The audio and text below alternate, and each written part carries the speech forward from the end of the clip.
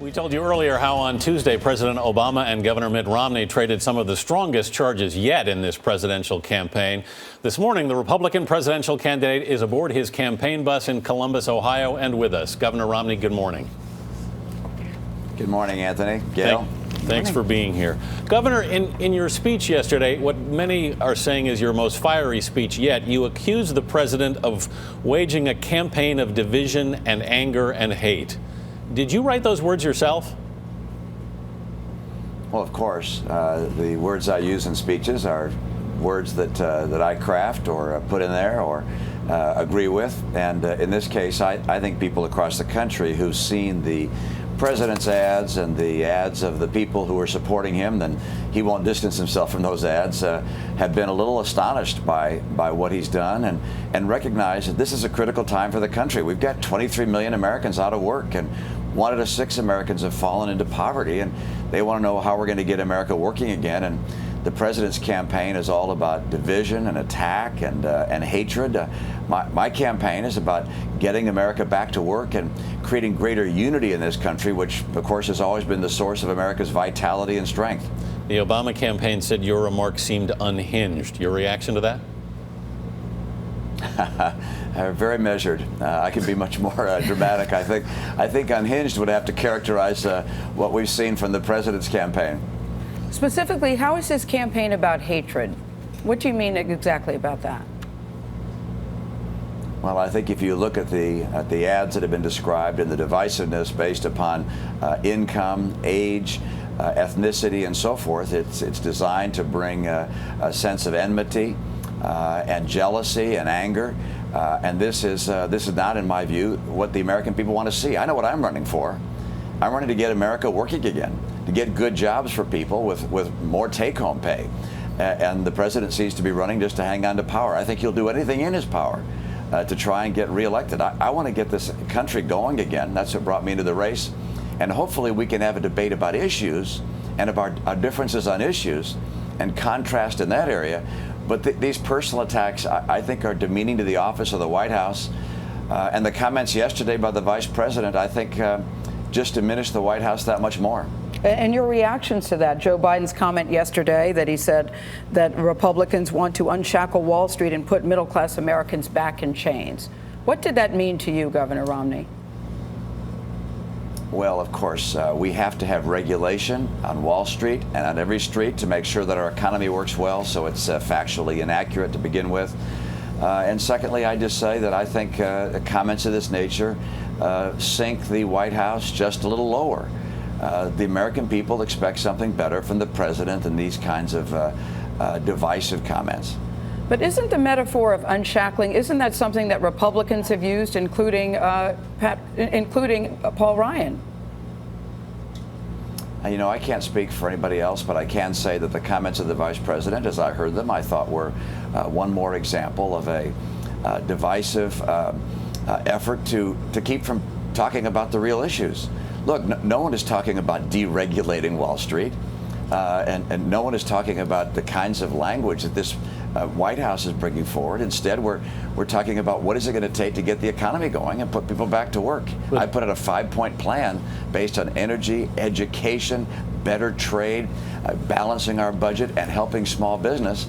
And the president's campaign has put out a campaign talking about me and attacking me. I think it's just demeaning to the nature of the process, particularly at a time when we face the kinds of challenges we face. But specifically, Governor, you said after Biden's remarks, the Obama campaign had sunk to a new low. Specifically, what are your problems with his comment?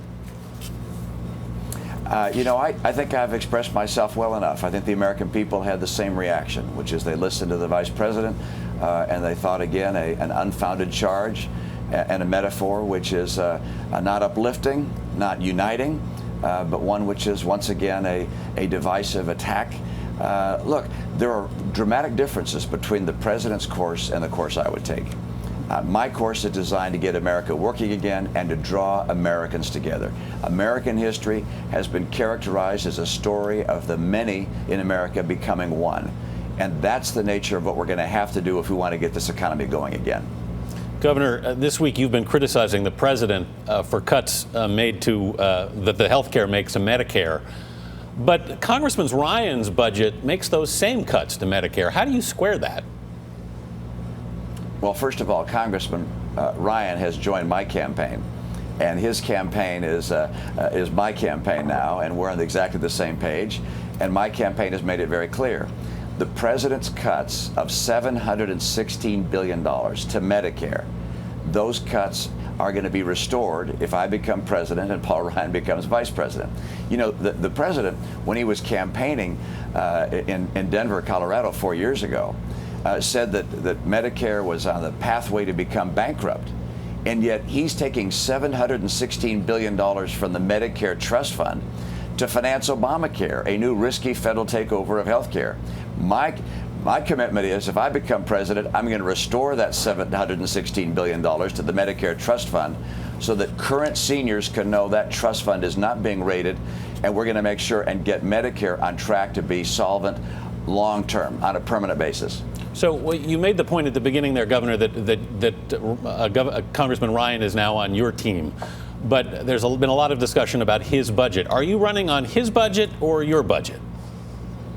Well, my budget, of course. I'm the one running for president. Can you tell us then? Can you tell us then how your budget is different, Governor? Well, we're very much on the same page. You know, I said at the time his budget came out that I thought it was a serious and important effort to try and get America on track to have a balanced budget. I get us to a balanced budget faster than the plan he originally put forward. My tax rate is 28%. That's my highest. His is 25%. I mean, there are some differences, but they're very similar. And the key is that I'm running to get America working again. That's my priority. And one thing we must do to get America working again and to get people investing in new enterprises again is to show that we're fiscally responsible. We do not want to become Spain or Italy or Greece. We have to show that we're willing to tackle the tough issues. And one thing I like about Paul Ryan's record is that he's been a person who's worked across the aisle in Congress. He's respected by Democrats and Republicans alike. I saw Erskine Bowles, Bill Clinton's former chief of staff, lavishing praise on Paul Ryan. This is a guy who is not only an intellectual leader, he's a person with capacity to work with people on both sides of the political spectrum. And let's talk about your running mate for just a second, because some of the Republican insiders in your own party are saying it's a bold choice, but they're questioning whether it was the right choice. What do you say to those in your own party who are raising that? Well, everybody has the right to express their opinion. I'm very pleased with the choice I made. I gave it a great deal of thought and consideration. There are a number of people in my party who could have become vice president, were qualified to do so. But I believe Paul's intellectual capacity, his values, his record of leadership, his accomplishments in bringing together Republicans as well as Democrats, and the general respect he has among his colleagues in Washington, those things suggest to me that if I'm lucky enough to get this job, that he and I will be able to actually work with Congress to break the stalemate there and get America on track, helping the American people. Governor, they're using the term bromance to describe you and Paul Ryan. What do you two have in common other than politics? Well, we enjoy sports. We enjoy our families more than anything else. Paul is certainly a person who's an accomplished hunter. I wish I had his kind of skills. But we've had a lot of time telling jokes as well. We've been on the bus together for a couple of days, and he and I both enjoy good humor. You know, I wish that I had as much dark hair as he has, but he still got me beat in that context. I noticed you didn't mention that P90X workout, so is that something that's on your game plan too? What are you doing to stay in shape? You know, I have never tried that. I might have him show me how to do it someday. I mean, you know, I get on the elliptical or the treadmill or a stationary bike about 40 minutes, and that's about it for me. But that workout of his, he's in pretty darn good shape.